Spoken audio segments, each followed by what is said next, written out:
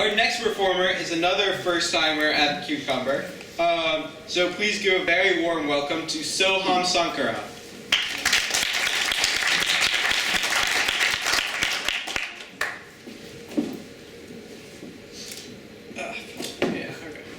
I am convinced that the majority of weird sexual fetishes come from slow internet speeds. And this is why. I grew up in Mumbai, India, so I had dial-up internet until 9th grade. This is not true of all people in Mumbai, India, just poor people. And, you know, you start watching porn, you open some tube website, because nobody's paying for that shit. Like, honestly, there's nobody in this room who has ever paid for pornography, and if you have, shame on you. You're supporting an evil industry.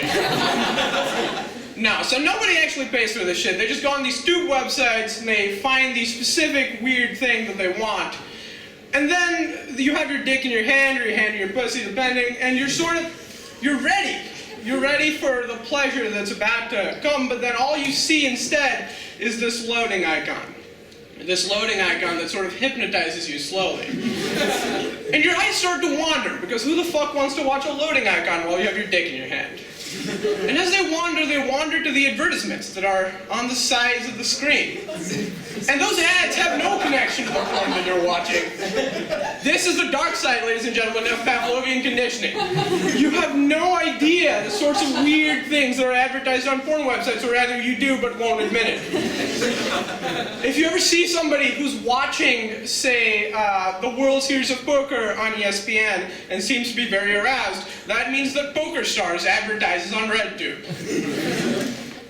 This is literally where the entire sexual fucked upness of poor countries comes from. When I was watching porn recently, because of my various Google search histories, I was shown an ad for a conference about the future of the soldier. The future of the soldier. I do robotic stuff, and apparently that bleeds into my incognito windows. I think it goes that way, but not the other way. I'm not entirely certain why, but that's sort of just how it works. And the Future of the Soldier conference was about soldiers wearing exosuits and being all Iron Man and shit, blowing people up, destroying the world with their bare hands because of technology. But I build drones, so I know that the future of warfare isn't that. The future of warfare is a bunch of guys who are Smash pros sitting in front of screens with video game controllers and going, double kill! Double kill! I'm on the leaderboard now! And talking about how many actions per second they can get on their Nintendo controllers.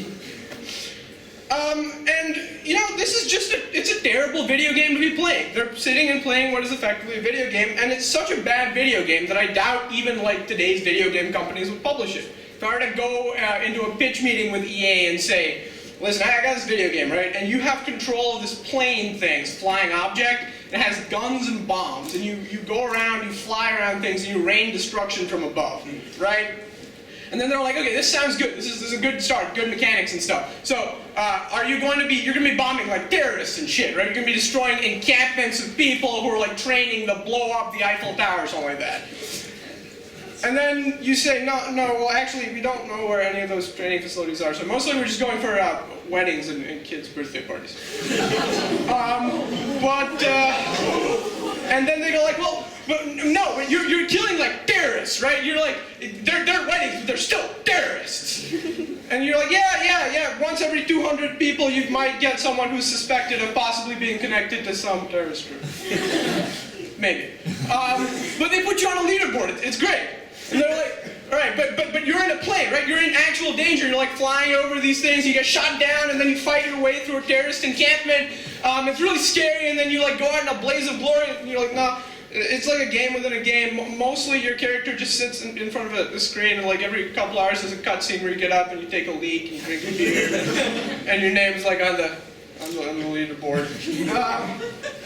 And the guy's gonna look at you and be like, no, this is ridiculous. It would take an actual, real-life psychopath to play this. And if somehow I managed in this magical universe to get this video game published using like my elite Yale Skull and Bones connections or whatever, this game would be so shitty that the only notoriety it would ever get would be because Bill O'Reilly got it on his show, and Bill O'Reilly would be like, this video game is destroying the minds of our youth. This is why we have gang violence. This is why all the problems in America.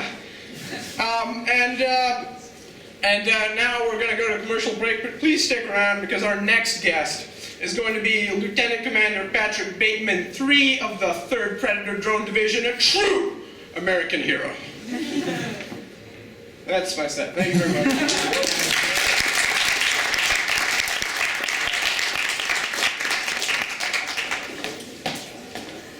Thank you, Soham. Can we get another round of applause for him for his first time?